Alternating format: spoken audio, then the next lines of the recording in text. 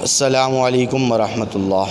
وعلیکم السلام ورحمۃ اللہ وبرکاتہ۔ میرا سوال یہ ہے کہ ایک بندہ قرض کے تلے اتنا دب چکا ہے اور اس نے دیگر تمام آپشن اور ذرائع استعمال کر لیے، لیکن قرض ہے کہ ختم ہونے کا نام نہیں لے رہا، تو کیا ایسا مجبور شخص بینک سے لون لے سکتا ہے؟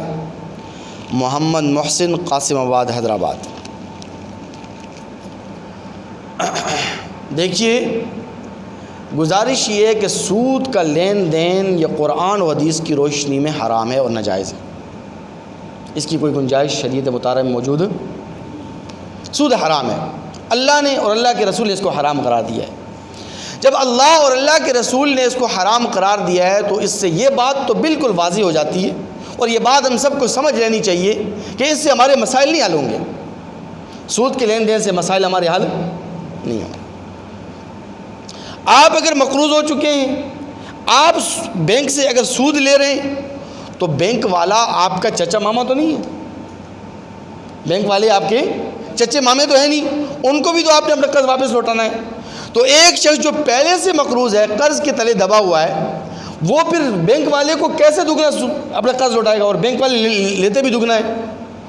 تو اس لیے آپ ایک پریشانی سے بچنے کے لیے 10 پریشانیوں کو اپنے گلے کے اندر ڈال رہے ہیں۔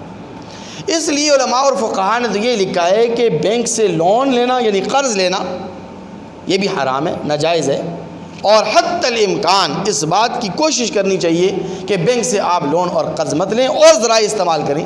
کسی عزیز سے، کسی رشتہ دار سے، کسی دوست سے آپ قرض پکڑ لیں، اس کو آپ وقتاً فوقتاً آہستہ آہستہ کر کے لوٹا دیں، قرض حسنہ کی صورت اختیار کر لیں، اور بہت سارے آپشن ہیں۔